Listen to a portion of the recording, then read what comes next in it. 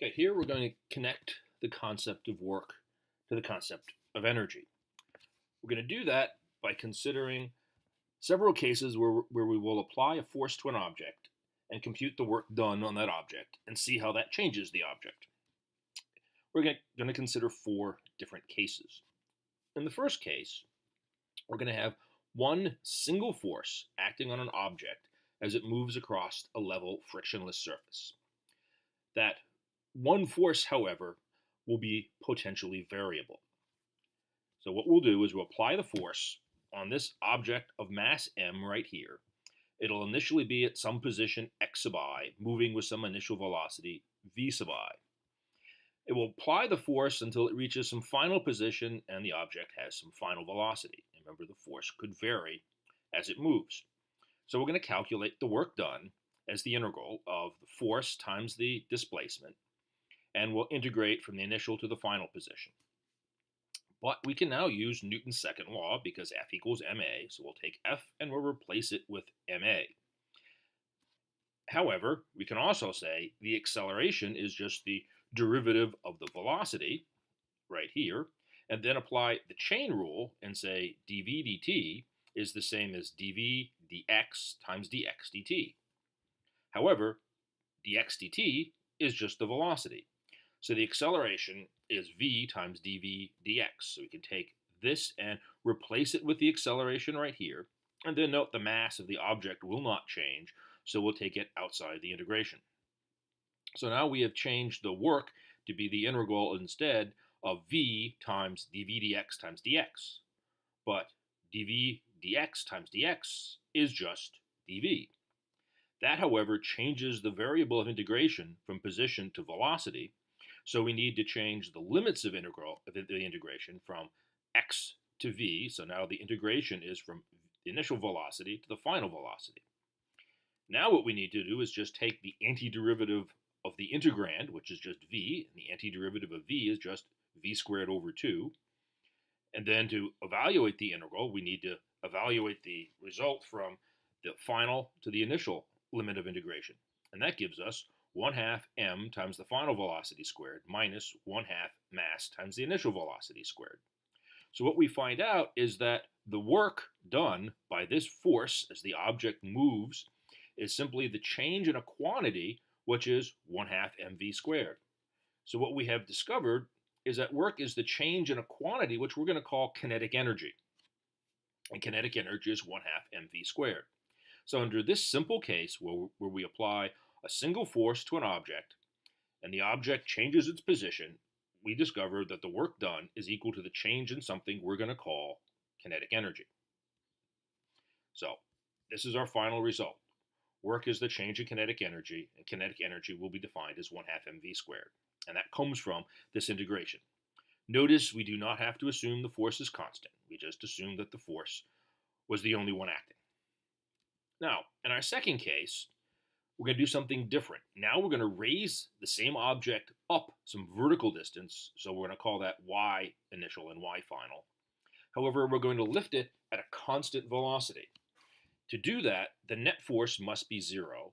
Now the applied force will be constant and will equal the weight of the object. This means there's no net force acting, there will be no change in velocity, therefore no change in kinetic energy. Something, however, will change. The position of the object will change. It'll go from a low height to a higher height. So the work done will be the dot product between the constant force and the displacement. The constant force is equal to the weight. The two forces are in the same direction, so the dot product is positive. So the work done is mg times delta y. We're going to call this quantity the change in gravitational potential energy, where the gravitational potential energy is mg times the vertical height above some reference point.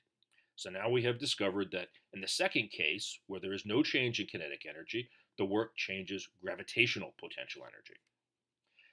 However, in that case, we lifted the object straight up. Well, what if we don't lift it straight up? What if we lift it up at some sort of an angle? Then what happens? Well, again, the work is the dot product between the force and the distance traveled, this vector d right here. So that is fd times the cosine of the angle in between them. Well, what we can do is take that cosine and attach it to the d, and d cosine theta is in fact just the change in height. So this horizontal displacement is irrelevant. The only work done is related to the vertical displacement, delta y. So again, the work is the force, which is still mg, times delta y. So it turns out our result is the same whether we lift it straight up at an angle or in any other kind of a path. The work done will just be the weight times the vertical displacement. For our third case, what we're going to do instead is take the same mass and we're going to push it against a spring and compress the spring. We're going to define x equals 0 to be the unstretched, uncompressed spring and calculate the work done as we compress this spring, and we're going to make sure our applied force is always equal to the force that the spring is applying. And the spring will follow Hooke's law, F equals minus kx. The applied force will be equal and opposite to the spring, so the force will simply equal kx. So the work done will now be the integral from the initial to the final position. We're going to start at x equal to 0 of the varying force F, which is kx, times dx. K is a constant. The antiderivative of x is x squared over 2. So the work done is 1/2 kx squared, technically minus 0. So the work done is the change in elastic potential energy, where elastic potential energy will be defined as 1/2 kx squared. Note here there's no change in kinetic energy because we're going to have it move at a constant rate. We will not have the velocity change. But what if the initial position is not equal to 0? Is this still true? Well, now we can do a little bit of geometry and say the work done is the area under the force displacement graph, which is what I've sketched right here. This is the straight line that follows Hooke's law, F equals kx. Remember, here this is the applied force, not the spring's force, so it's kx, not minus kx. And we will compress the spring from some initial position, which is not 0, to some final position. And what I want to find is the area that is shaded here, which is just a trapezoid. But this area is the area of this large triangle, ABC, minus the area of the smaller triangle, ADE. The area of ABC is the 1/2 times the base, which is XF, times the height right here, which is XF times K. Because I just plug XF in here, I get this point B on the line. So the area of the larger triangle is 1/2 base times height. The smaller triangle right here is also 1/2 base times height, only the height is now k times the initial position, and the base is the initial position. So the change in the area is the change in this quantity, 1/2 kx final squared minus 1/2 kx initial squared, and that is just the change in elastic potential energy, where this is the elastic potential energy we started out with, and I subtract that from how much we ended up with, and that is our change in elastic potential energy. Exactly what I had before. The elastic potential energy is still 1/2 kx squared, whether we start at x equals 0 or not. Last case we're going to consider is take and apply a force against friction. So now we'll have a surface that has friction, and we're going to apply a force, and again have the object move at a constant velocity, so the net force is equal to 0, which means the applied force is equal to the frictional force, and the frictional force is mu times mg. The object will move from here to there, from some initial to some final position. The work done is the constant force F times the displacement. So that's the force, mu times mg, times delta x. That will equal some heat that will be generated. We will not be changing the kinetic energy. We're not raising it up or down, so we're not changing the gravitational potential energy. There are no springs involved, so we're not changing the elastic potential energy. However, the objects will now be hotter. The temperature will have changed. So we'll have generated heat. So in this case, the work done will go into generating heat.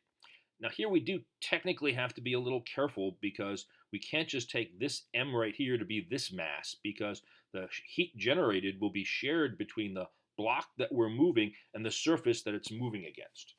But both will change their temperature because we will have generated heat. So this is our final summary. Now I've written work equals F delta x, but remember technically it should be an integral if the force varies. If we do it with no resistance force, we see the work changes kinetic energy. Kinetic energy is 1/2 mv squared. If we do it so the net force is 0 against some resistance, if it's gravity, we get gravitational potential energy. If it's a spring, we get elastic potential energy. And if it's friction, we get heat. So what we have right here, and I've shaded in, are different forms of energy. So in general, if we do work, we can generate some kinetic energy, some gravitational potential energy, some elastic potential energy if there are springs involved, and if there's friction, we can generate some heat. And these are the different forms of energy that we can get. We can derive how they're related to what the object's doing using the concept of work.